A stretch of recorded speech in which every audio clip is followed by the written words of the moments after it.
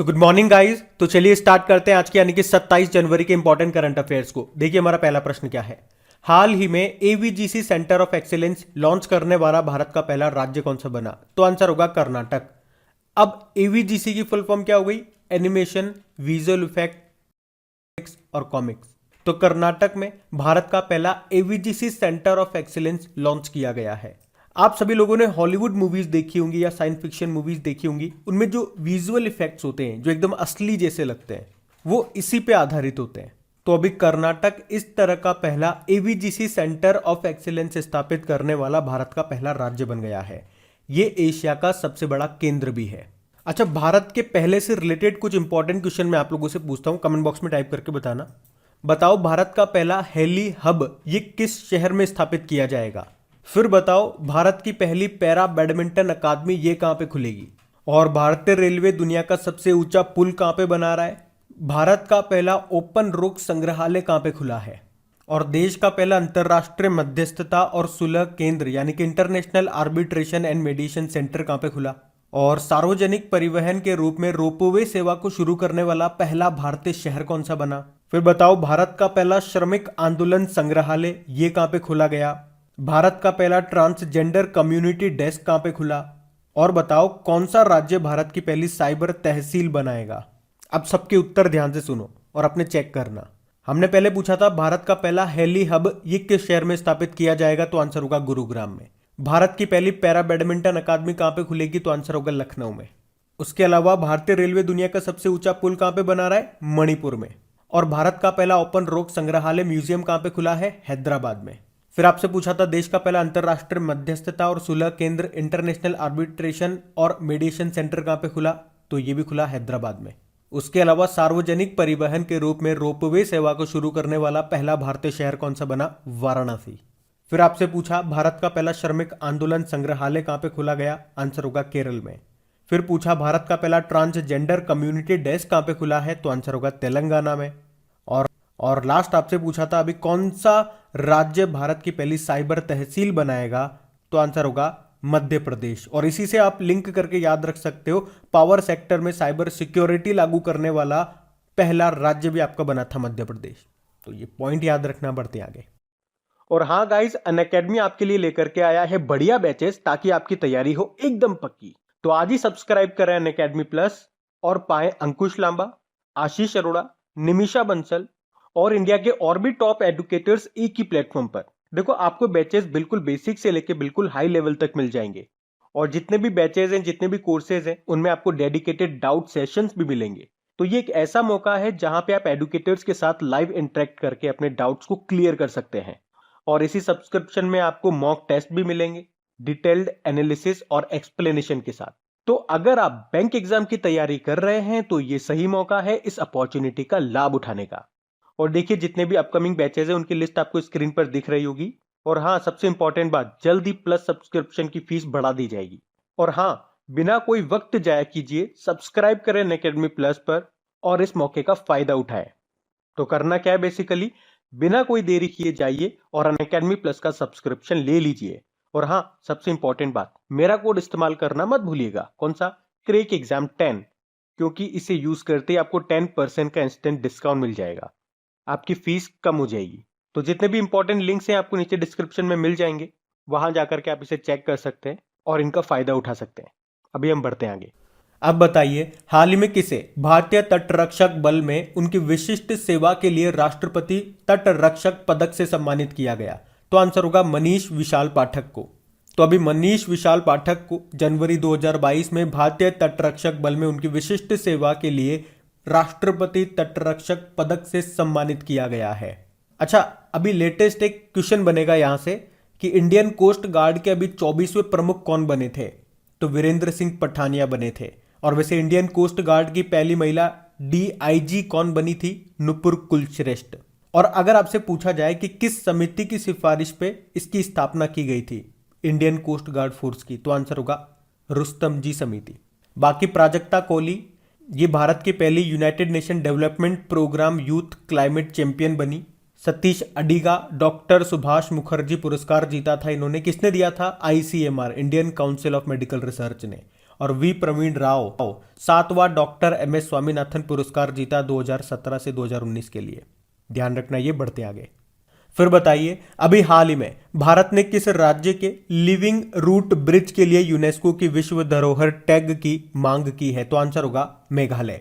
तो living root bridge ये छोटी धाराओं पर बने हुए सस्पेंशन ब्रिज हैं। वे जीवित पौधों की जड़ों का उपयोग करके बनाए जाते हैं और ये जो रूट ब्रिज है ये आमतौर पे आपको मेघालय में मिल जाएंगे, वहां पे काफी आम है। ये हाथों से बने हुए होते हैं और वे अंजीर के पेड़ों के रबर को उपयोग करके बनाए जाते हैं। वे स्थानीय जयंतिया और खासी लोगों के द्वारा बनाए जाते हैं और इन पुलों को स्थानीय रूप से जिंग जिएंग जरी कहा जाता है। इनकी अधिकतम लंबाई जो मैक्सिमम लंबाई होती है लगभग 50 मीटर की होती है और जो चौड़ाई होती है वो 1.5 मीटर की होती है। ये इतने मजबूत होते हैं कि 500 साल तक इनका कुछ नहीं बिगड़ सकता। लेकिन ये पुल तभी तक स्वस्थ हैं जब तक कि वे पेड़ स्वस्थ हैं जिनसे ये बने हुए हैं। तो याद रखना इसे बनाने के लिए भारतीय रबड़ के पेड़ का उपयोग किया जाता है, जिसका नाम क्या है? जिसका नाम साइंटिफिक नेम है फिकस इलास्टिका। और अभी ये न्यूज में क्यों है? क्योंकि जूलॉजिकल सर्वे ऑफ इंडिया ने यूनेस्को की विश्व धरोहर टैग की मांग की है इनके लिए। अच्छा, जूलॉजिकल सर्वे ऑफ इंडिया ये नाम अभी न्यूज में था क्योंकि इसकी पहली महिला अध्यक्ष बनी थी कौन? धृति बनर्जी। और इसका हेडक्वार्टर मिलेगा आपको कोलकाता में। अच्छा, आप तो ये बताओ यूनेस्को में भारत की कितनी धरोहर स्थल हैं? तो आंसर होगा 40। अभी पूछे सबसे नवीनतम, तो 40वां है कौन सा? गुजरात का धोलावीरा। और उससे पहले 39 नंबर का कौन सा बना था? रामप्पा मंदिर, जो कि है तेलंगाना में। और पूछे कि भारत की कितनी अमूर्त धरोहरें यानी कि इंटेंजिबल साइट्स यूनेस्को में शामिल है? तो आंसर होगा 14th। अभी 14th शामिल हुई थी कौन सी? दुर्गा पूजा। अमूर्त धरोहरें मतलब क्या हो गया? इंटेंजिबल साइट्स मैंने आपको बताया था वो जिन्हें आप छू नहीं सकते हो, जैसे कि ये दुर्गा पूजा हो गया, मेले हो गए, इस तरह से। और यूनेस्को में भारत के 2 शहर आपको मिलेंगे, एक तो अहमदाबाद और एक जयपुर। अहमदाबाद को शामिल किया गया था 2017 में और अभी जयपुर को 2019 में शामिल किया गया था। लेकिन बात यहाँ पे मेघालय की है, तो ये भी देख लो आप मेघालय को मैप में। ये रहा मेघालय। देखो मेघालय की कैपिटल क्या होती है? शिलोंग होती है। और यहीं पे ही इंटरनेशनल चेरी ब्लॉसम फेस्टिवल मनाया जाता है। भारत की 100वीं स्मार्ट सिटी वैसे यही है और असम राइफल्स का हेडक्वार्टर भी आपको यहीं पे मिलेगा। यहाँ के मुख्यमंत्री का नाम है कॉनराड संगमा और गवर्नर है सत्यपाल मलिक। अभी भारत की सबसे बड़ी सुअर पालन परियोजना ये मेघालय में ही शुरू हुई थी और पूर्वोत्तर भारत का पहला जिंजर प्रोसेसिंग प्लांट, अदरक प्रसंस्करण संयंत्र, ये मेघालय में स्थापित किया गया। और भारत का सबसे लंबा रोड आर्च ब्रिज ये बना है मेघालय के पूर्वी खासी हिल्स जिले में, जिसका नाम है वाया ब्रिज। यहाँ पे आपको बाल पक्रम नेशनल पार्क मिलेगा, नोक्रेक नेशनल पार्क आपको यहाँ पे मिल जाएगा। और यहाँ का स्टेट एनिमल क्या है? क्लाउडेड लेपर्ड है। और बताओ अभी लद्दाख का राजकीय पशु कौन सा बना था? हम बढ़ते आगे। और हाँ गाइस, आगे बढ़ने से पहले आप लोगों को बता दूं, इस साल हम लोगों ने जो टॉप 5 इंपॉर्टेंट क्वेश्चंस की जो सीरीज स्टार्ट की थी उसका पहला पार्ट हमने अपलोड किया था और मैंने आपसे पूछा था, वो सुनिएगा और बताइएगा कैसा लगा। तो मैंने आप सभी लोगों के कमेंट पढ़े, आप लोगों को वो सीरीज बहुत ही अच्छी लगी और जैसा कि आप लोगों ने कहा था जल्दी से इसका अगला वाला पार्ट अपलोड कीजिए, तो आज मॉर्निंग में इसका सेकेंड वाला पार्ट भी अपलोड हो जाएगा। उसका लिंक आपको नीचे डिस्क्रिप्शन में ही मिल जाएगा या अपनी क्रैक एग्जाम एप्लीकेशन में जो ऑडियो सेक्शन है वहां पर भी आपको उसका लिंक मिल जाएगा। और अगर खबरी एप्लीकेशन में आपने मुझे फॉलो करके बेल आइकन को क्लिक कर रखा होगा तो आपको नोटिफिकेशन पहुंच चुका होगा। उसके अलावा टेलीग्राम में भी मैं उसका लिंक डाल दूंगा।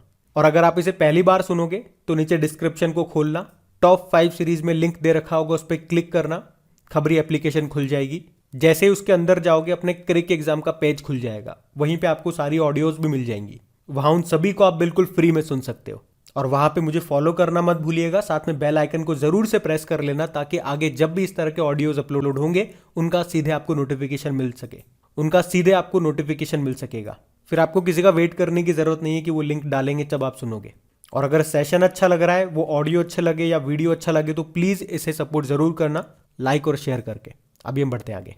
फिर बताइए, जनवरी 2022 में खेलों में उत्कृष्टता के लिए नीरज चोपड़ा को कौन सा पुरस्कार दिया गया? तो आंसर होगा परम विशिष्ट सेवा पदक। तो नीरज चोपड़ा, इनको अभी परम विशिष्ट सेवा पदक से सम्मानित किया गया। एक तो ये याद रखना। आप जानते हैं उन्होंने टोक्यो ओलंपिक 2020 में भारत का पहला एथलेटिक्स गोल्ड पदक जीत करके इतिहास रचा था। ओलंपिक में भारत के लिए गोल्ड जीतने वाले पहले ट्रैक एंड फील्ड एथलीट हैं वो।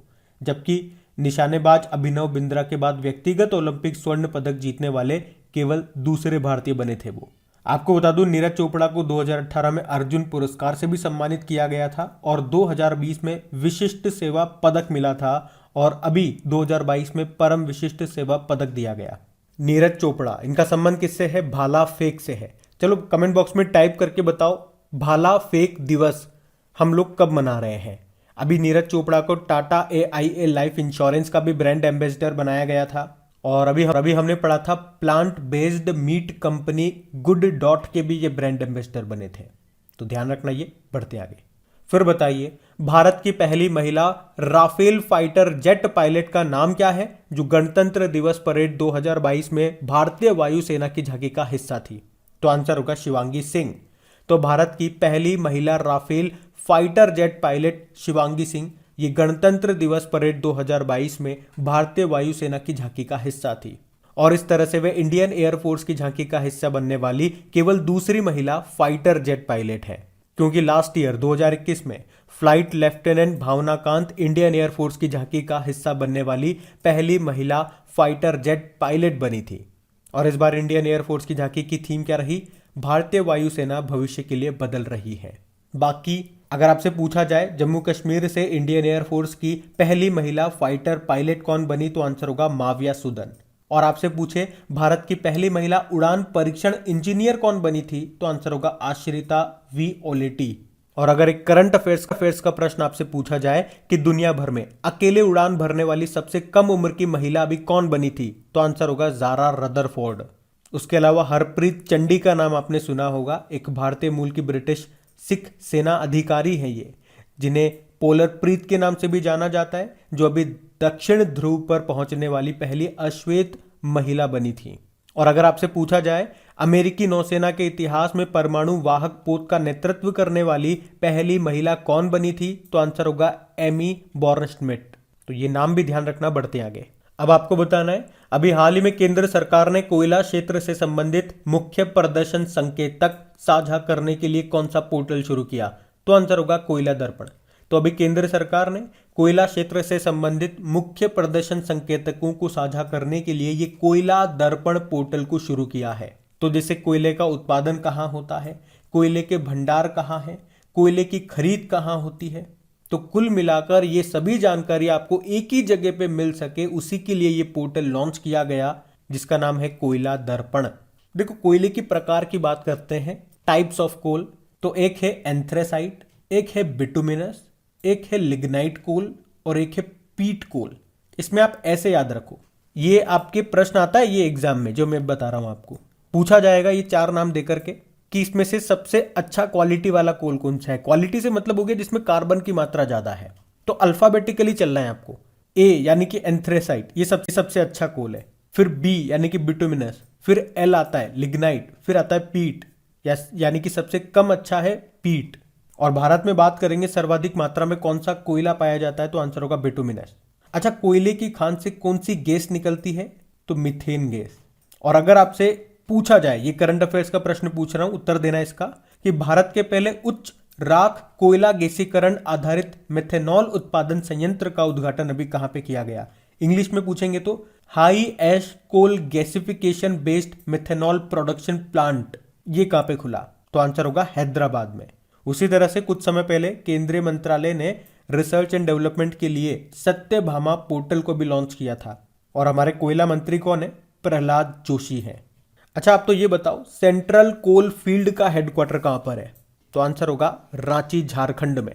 और अगर आपसे पूछा जाए कोल कैपिटल ऑफ इंडिया किसे कहा जाता है, झारखंड के धनबाद को कहा जाता है। और अभी कोल इंडिया के अध्यक्ष कौन बने थे, प्रमोद अग्रवाल। ध्यान रखना नाम, बढ़ते आगे। फिर बताइए, हाल ही में किस राज्य ने राज्य सरकार के कर्मचारियों को सप्ताह में 5 दिन काम करने की अनुमति दी है, तो आंसर होगा छत्तीसगढ़। तो अभी छत्तीसगढ़ ने राज्य सरकार के कर्मचारियों को सप्ताह में 5 दिन काम करने की अनुमति दी है। इसने अंशदायी पेंशन योजना के हिस्से के रूप में राज्य की हिस्सेदारी को 10% से बढ़ाकर 14% भी कर दिया है। और महिला सुरक्षा के लिए एक मजबूत कदम के रूप में मुख्यमंत्री ने सभी जिलों में महिला सुरक्षा सेल स्थापित करने की घोषणा भी की है।